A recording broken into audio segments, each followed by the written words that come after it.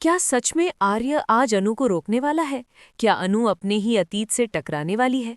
दोस्तों, तुमसे तुम तक में 30 दिसंबर के एपिसोड में जो होने वाला है, उसे देखने के बाद आप दांतों तले उंगलियां दबा लेंगे।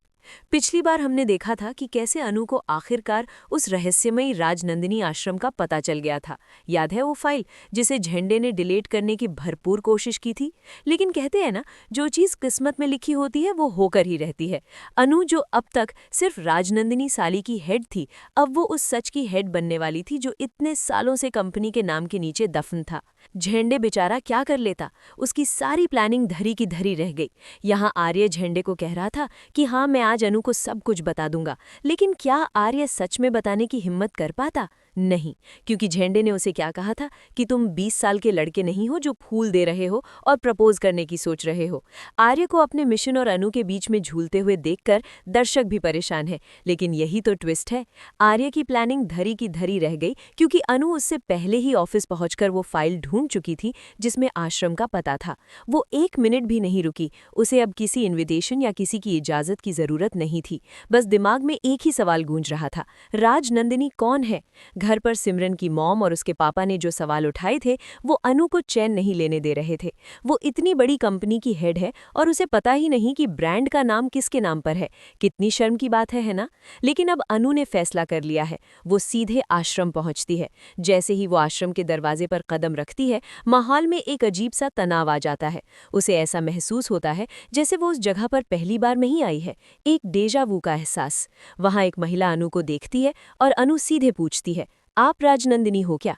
महिला का जवाब अनु को फिर से निराश कर देता है, लेकिन वो कहती है कि चलो मैं तुम्हें उनकी तस्वीर दिखाती हूँ। तस्वीर देखने का मतलब है सच का पर्दाफाश। लेकिन दोस्तों, क्या ये इतना आसान होगा? क्या राजनंदिनी का सच इतनी आसानी से सामने आ जाएगा? इधर ऑफिस में जब आर्य झंडे को बता रहा होता है कि हाँ, मैंने डिसाइड कर लिया है कि मैं अनु को सच बताऊंगा, तभी झंडे को पता चलता है कि अनु तो ऑफिस में ही नहीं है। वो फाइल भी गायब है। अब झंडे और आर्य के तो होश उड़ गए। आर्य पागल की तरह अनु को फोन मिलाता है, लेकिन अनु शायद आश्रम के अंदर जा चुकी है, जहां नेटवर्क भी नहीं है। आर्य को समझ आ गया कि अब अगर अनु वहां पहुंच गई तो सब खत्म हो जाएगा। उसका प्लान, उसकी सारी मेहनत, सब बर्बाद। क्योंकि अगर अनु ने राजनंदिनी की तस्वीर देख ली तो वो सच को खुद ही जोड़ लेगी और शायद उसे याद भी आ जाए कि वो कौन थी।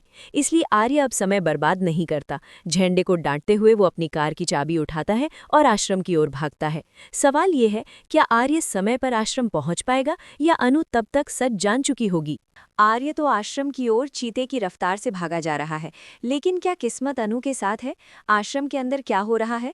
अनु उस महिला के साथ उस कमरे में पहुंच चुकी है जहां राजनंदिनी की तस्वीर लगी है। कमरे में हल्की रोशनी है और अनु की धड़कनें तेज हैं। वो महिला तस्वीर की ओर इशारा करती है और अनु की आंखें बड़ी हो जाती हैं। लेकिन दोस्तों, ये क्या? जैसे ही अनु उस तस्वीर को देखती है, उसे कुछ धुंधला धुंधला सा याद आने लगता है। कुछ बचपन के सीन, कुछ दर्द भरी आहटें। क्या ये कोई फ्लैशबैक है? तभी अचानक एक अजीब सा ट्विस्ट आता है। तस्वीर में आग लग जाती है। जी हाँ, एक बड़ा ट्विस्ट। तस्वीर जलने लगती है और पूरा कमरा धुएं से भर जाता है।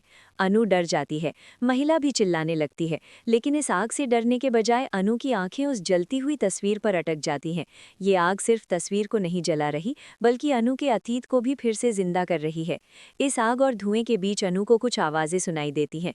कुछ ऐसी आवाजें जो शायद बचपन में उसने किसी बड़े हादसे के दौरान सुनी थी। क्या ये वही हादसा है जिसकी वजह से उसकी याददाश्त गई थी? क्या ये वही आग है जिसने उसकी पहचान को उससे छीन लिया था? अब अनु को चक्कर आने लगता है। वो लड़खड़ा जाती है। उधर आर्य आश्रम के गेट पर पहुंच चुका है। वो पागलों की तरह अनु को आवाज देता है, अनु अनु, लेकिन धुएं और हंगामे की वजह से उसकी आवाज अनु तक नहीं पहुंच पाती। आश्रम के लोग आग देखकर घबरा जाते हैं और इधर उधर भागने लगते हैं। आर्य गेट तोड़कर अंदर जाने की कोशिश करता है। वो जानता है कि इस आग का सीधा संबंध अनु के अतीत से है। अगर अनु ने सच जान लिया तो आर्य का क्या होगा? उसका सारा झूठ सामने आ जाएगा। ये सब क्या है? किस्मत का खेल या आर्य की साजिश का नतीजा? इधर झेमी की फौरन आर्य को फोन करता है, आर्य क्या हुआ? अनु मिल गई, लेकिन आर्य गुस्से में फोन काट देता है। आर्य को बस एक ही चीज दिखाई देती है, अनु को उस आग से बाहर निकालना, इससे पहले कि वो उस जलती हुई तस्वीर में अपनी परछाई देख ले। लेकिन क्या आप जानते हैं वो तस्वीर किसकी है? क्या वो सच में राजनंदिनी की है, या राजनंदिनी कोई और नहीं बल्कि? क्या अनु को जलती हुई तस्वीर में अपनी पहचान का वो निशान दिखाई देगा जिसे आर्य ने इतने सालों से छिपा रखा था? आग तेजी से फैल रही है और अनु अब भी उस कमरे में खड़ी है। धुएं के कारण खांस रही है, लेकिन उसकी आंखें उस तस्वीर से हट नहीं रही हैं। उसकी आंखों में अब डर नहीं, बल्कि पहचान की एक चमक है। वो कुछ बुदबुदा रही है। ये मैं हूँ। क्या अनु को सब याद आ गया? तभी किसी हीरो की तरह आर्या धुएं को चीरता हुआ कमरे में आता है। वो अनु को देखता है और समझ जाता है कि अब बस 1 सेकंड की देरी और हो गई तो सब खत्म। अनु की हालत देखकर आर्या तुरंत उसे गोद में उठाता है और बाहर की तरफ भागता है। इस भागम भाग में वो जानबूझकर उस जलती हुई तस्वीर को लात मारता है, जिससे वो जमीन पर गिरकर पूरी तरह राख हो जाए और अनु को पहचानने का कोई सबूत न बचे। कितनी चालाकी है ना, लेकिन क्या आर्या कामयाब हो पाएगा? आर्या अनु को लेकर बाहर आता है। अनु बेहोश है और आश्रम के लोग उन्हें देखकर जमा हो जाते हैं। आर्या बिना किसी की परवाह किए अनु को अपनी कार की पिछली सीट पर लिटाता है और वहां से निकल जाता है। लेकिन ये क्या? आर्या उसे अस्पताल क्यों नहीं ले जा रहा? वो तो अपनी सीक्रेट जगह की तरफ गाड़ी मोड़ रहा है। आर्या का प्लान क्या है? क्या वो अनु को फिर से बहला फुसलाकर सच को छिपाने वाला है?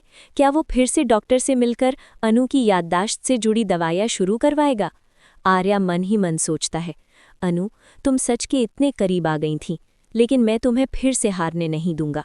आर्या जानता है कि अनु को अब सिर्फ एक सदमा लगा है और थोड़ी देर में वो होश में आ जाएगी। रास्ते भर आर्या बहुत डरा हुआ है। वो बार बार अनु का माथा छूता है और उसे होश में लाने की कोशिश करता है। वो जानता है कि अगर अनु होश में आने के बाद उससे राजनंदिनी के बारे में पूछेगी तो उसका झूठ पकड़ा जाएगा। इसलिए उसने एक और प्लान बना रखा है, एक झूठी कहानी। वो अनु को बताएगा कि वो अचानक ही उसे ढूंढता हुआ आश्रम पहुंच गया और उसे बचाया, और आग तो बस एक हादसा था। लेकिन दोस्तों, क्या अनु इतनी भोली है? वो सब कुछ भूल जाएगी जो उसे धुएं में याद आया था? और वो महिला जिसने अनु को तस्वीर दिखाई थी, क्या वो चुप बैठेगी? क्या आर्या अनु को अपने फार्म हाउस पर ले जाकर राजनंदिनी के राज पर हमेशा के लिए पर्दा डाल देगा, या ये आग उसके झूठ को और ज्यादा भड़काएगी? आर्या अनु को लेकर अपने आलीशान फार्म हाउस पहुंचता है और उसे अपने बेडरूम में लिटाता है। अनु अभी भी बेहोश है। आर्या उसके बगल में बैठता है और उसे निहारता है। यहाँ एक इमोशनल सीन क्रिएट होता है, आर्य का प्यार और उसका अपराध बोध। वो अपने आप से कहता है, मैं तुमसे बहुत प्यार करता हूँ अनु, लेकिन मैं सच तुम्हें नहीं बता सकता, क्योंकि तभी अनु को हल्का सा होश आता है। वो धीरे से अपनी आंखें खोलती है और आर्य को देखती है। सबसे पहला सवाल जो उसके मुंह से निकलता है वो है, राजनंदिनी कौन है? आर्य शॉक हो जाता है। उसे लगा था कि अनु थोड़ी देर लगाएगी, लेकिन अनु ने सीधे सवाल दाग दिया। अब आर्य की झूठी कहानी शुरू होती है। वो तुरंत माहौल को बदलने की कोशिश करता है और कहता है, तुम ठीक हो अनु, तुम्हें ज्यादा चोट तो नहीं लगी? वो एक भयानक आग थी, तुम्हें वहां जाना ही नहीं चाहिए था। अनु जिद पर अड़ी है। वो कहती है, नहीं आर्य, मुझे याद आ रहा है, उस तस्वीर में कुछ था। आर्या हड़बड़ा जाता है। वो अनु का हाथ पकड़ता है और इमोशनल ब्लैकमेल शुरू करता है। वो कहता है, अनु प्लीज अभी आराम करो, जब तुम पूरी तरह ठीक हो जाओगी तब मैं तुम्हें सब कुछ बताऊंगा, मैं तुमसे कुछ नहीं छिपाऊंगा। अनु आर्य की आंखों में देखती है, लेकिन क्या वो सच कह रहा है? ये बात यहीं खत्म नहीं होती। सिमरन की मॉम और पापा जो अनु के घर पर हैं, उन्हें ये तो पता चल गया है कि अनु राजनंदिनी आश्रम गई थी। अब सिमरन की मॉम, जो पहले से ही आर्य पर शक कर रही थी, अपनी अगली चाल चलती है। वो अनु के पापा को भड़काती हैं कि जरूर दाल में कुछ काला है, वरना आर्य क्यों इतना परेशान होता। वो सीधे आर्य के ऑफिस में फ़ोन करती हैं और झंडे से अनु के बारे में पूछती हैं। झंडे तो बेचारा पहले से ही डरा हुआ है। वो बात को टालने की कोशिश करता है, लेकिन सिमरन की मॉम उसे धमकी देती हैं कि अगर उसने सच नहीं बताया तो वो पुलिस को फ़ोन कर देगी। अब झंडे क्या करेगा? क्या वो सिमरन की मॉम को बता देगा कि आर्य अनु को लेकर कहाँ गया है? उधर फार्म हाउस पर अनु को फिर से नींद आ जाती है। आर्य चैन की सांस लेता है, लेकिन ये चैन ज्यादा देर तक नहीं टिकता। आर्य के फोन पर एक मैसेज आता है और वो मैसेज देखकर आर्य के चेहरे का रंग उड़ जाता है। वो मैसेज क्या है? क्या वो झंडे की तरफ से है? क्या वो सिमरन की मॉम की तरफ से है? या क्या वो अतीत का कोई ऐसा कैरेक्टर है जो राजनंदिनी का सच जानता है और अब आर्य को ब्लैकमेल करने वाला है? दोस्तों, क्या आर्या का ये आखिरी दांव भी नाकाम होने वाला है और क्या सिमरन की मॉम सच का पर्दाफाश करने वाली हैं?